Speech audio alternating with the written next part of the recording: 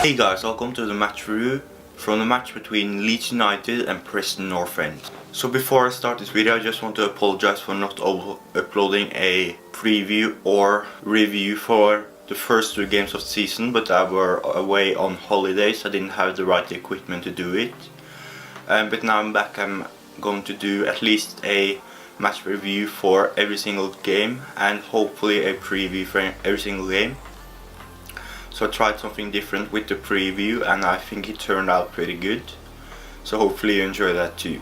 Something new about this game, besides from Enroll being bought back, is that Enroll has gotten a little bit of a makeover with these signs that I'm going to put up on the screens right now. So I think this look real good and gave it a bit of a lift on the way it looks. You can see we got, for example, Pontus Jansson and a couple of other club legends. We got one with Ronaldo Vieira and Don Revy, plus some others. And then we got some signs saying side before self every time.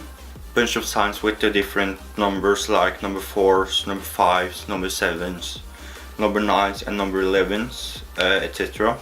Makes the stadium just look that much better, and yeah, I think it was a nice touch. But now let's get into the match review. As we know, Berardi and Pennington is still out with injury. There's still not been any news on how long they will be out or how serious the injury is. But on the other hand, Pontus Jansson came back, which is good. So it will be interesting to see when Pennington is back if it will be either Pontus Jansson and Liam Cooper or Pontus Jansson and Pennington. So that's going to be interesting to see. And also the fullbacks, Luke Ayling and Borthwick Jackson, was the ones playing this game. So will it be Ayling and Borthwick Jackson, or Borthwick Jackson, Berardi, or Borthwick Jackson and Ayling? Personally, I think it's going to be Ayling and Berardi. But you never know. The lineups were in goal: Wiedwald, Luke Ayling as the right back, Pontus Jansson and Liam Cooper as the centre backs, and then Cameron Borthwick Jackson as the left back. Then we have Calvin Phillips, Union O'Kane as the central defensive midfielders, Kemaru as the right wing, Paul Nance as the central attacking midfielder, Alioski as the left wing, and then Chris Wood as the striker. So after about 30 minutes or so, Eshkan, Alioski and Kemaru actually switched side, because last season Eshkan Alioski actually played at right wing, and this actually caused some trouble for the defenders. I think that was a good move to switch around the wings. But yeah, let's talk about the first half. It wasn't the most eventful first half really. A few chances from both teams. Leeds United started off with some good attacking play with some smaller chances. But probably the biggest chance were when Alioski takes the ball with him and does really well to beat off I think 2 defenders, dribble past both of them, and then gets into a really good shooting position. Fortunately the shot is far wide. So what it shows is that we finally got some good technical wingers that can take on a couple of defenders, which is something Sacco, for example, isn't quite able to do yet. I feel like Sacco might lack a bit of confidence. He just doesn't seem too confident with the ball and often just loses it after a couple of touches. So hopefully he will improve, and yeah, he's still a young player and hopefully he will improve. And so after that it didn't really happen too much in the first half, but the second half was actually quite eventful. So starting off in the 59th minute, when Preston's central defensive midfielder Pearson got a second yellow after tackle on Phillips, and this definitely was a turning point in the game. The switch momentum over to Leeds' side, with a lot more possession for Leeds. After the first half, the possession was really similar. I think it was about 50-50, 51-49 or something like that. After that, Leeds United had around 62% possession, so this definitely was a big turning point in the game. And so this gave Leeds a lot more possession, as I said, and we also played with the team really high up the pitch. Pontus Jansson often came up to the 16-yard box when Cameron Borthwick Jackson made some of his good crosses. And talking about Borthwick Jackson, he had at least 2 or 3 really good and dangerous crosses. It's just a shame that no one were able to put it back in the back of the net. The next big chance was in the 71st minute when Paul Hernandez won back possession for Leeds and starts a counter-attack with a lovely ball to Wood. 1-1 to keeper, and Wood does everything right and tries to place it in the far bottom corner, but unfortunately the Preston keeper made a really good save and pushed it away, and then Lasogga comes in for the rebound, but unfortunately he managed to trip and fall, so that was a bit of a shame. And after I followed at least 2 or 3 really good crosses from both of our fullbacks, Ayling and Borthwick Jackson, but neither resulted in a goal. But then in the 78th minute, Ronaldo Vieira sends a lovely cross down the middle, which hits size that heads the ball right at the keeper. It looked like it was going to go between the keeper's leg for a moment there, but yeah, again the keeper made a really good save. So then in the 82nd minute, Lasogga makes a really good cross into the box, ends up with Dallas, who hits the ball at the ground with bounces to the keeper, which pushes the ball out so that Pablo Hernandez can shoot on a volley, but unfortunately the keeper makes it back in position and pushes the ball out for a corner. And now there were a couple of chances for Preston at the end of the game. So the first chance was in the 86th minute when Preston's Johnson makes it past several Leeds defenders and drags the ball across the goal, and it was just an actual miracle that no Preston attacker were able to just tap the ball into the goal. So yeah, that was probably the biggest chance for Preston the whole game.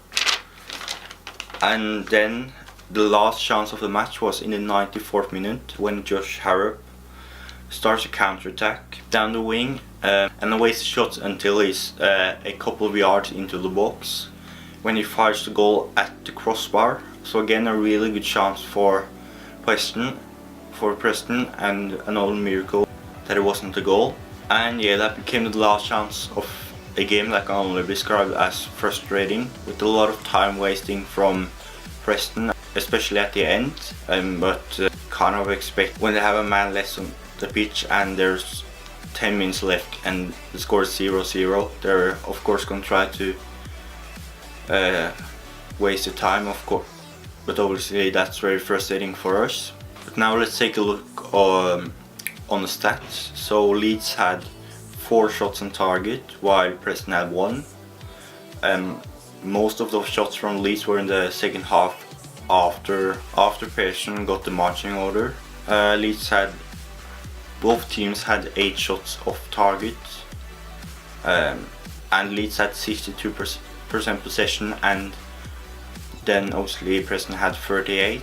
Yeah, so basically after Pierre-Michel got given the red card, it was pretty much all Leeds. I feel like Pierre-Michel was kind of an important player for Preston, playing the central defensive midfielder role, being able to snap the ball away from Leeds and start attacks. So I think that definitely made that was a huge turning point when Preston had to play 4-4-1. So Leeds had 6 corners, Preston had 4. Except from that, I don't think there's too much else to say about the stats.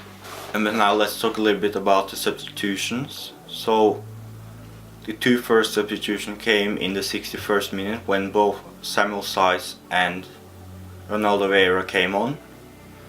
I think those really smart changes to make. We lacked a bit of creativity in the midfield, and Samuel Saiz is definitely a player that can provide creativity and start attacks and stuff like that. So I think that was a really important change for Leeds. He even got really close to scoring, I think, at least once with a header. And Ronaldo Vieira is just a beast in the central defensive midfield role. Really strong, good passing foot, good tackler. So he's a really good player to have to substitute on later in the game. And then the last change came in the 82nd minute, which was Stuart Dallas. And I must say, Stuart Dallas has really impressed me this season. He's said on several interviews that he's in the best shape of his life, and that really shows.